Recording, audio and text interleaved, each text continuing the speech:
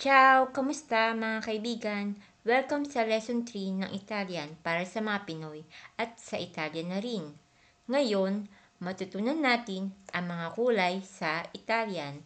Gamitin natin ito sa totoong buhay, sa palengke, sa paaralan o kahit sa bahay. Tara na, simulan na natin ang makulay na leksyon. Rosso, Pula, rosa, rosas, arancione, kahel, giallo, dilaw, viola, lila, verde, berde, blu, azul, nero, itim, bianco, puti, Ngayon, gamitin natin sa pangusap. il cuore è rosso, pula ang puso, il palloncino è rosa, ang lobo ay rosas, l'arancia è arancione, kahel ay orange, il sole è giallo, dilaw ang araw,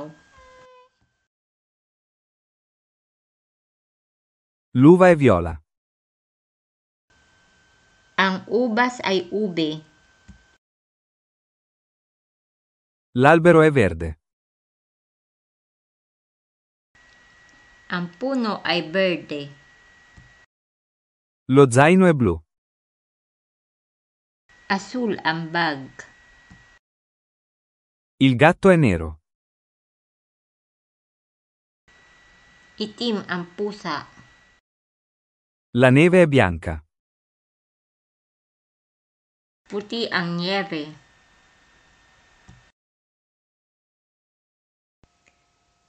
Ang il cuore ay nangangahulugan ang puso. Ito ang paksa.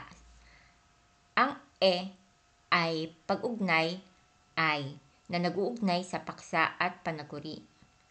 Ang rosso ay pang-uri na nagsasabi kung anong kulay ang puso. Kaya ang buong pangungusap ay ang puso ay pula o pula ang puso. Alin sa mga ito ang kulay verde? il cuore, l'albero, il palloncino.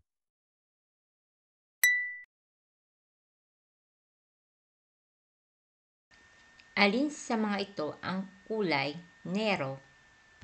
Il gatto, lo zaino, l'uva.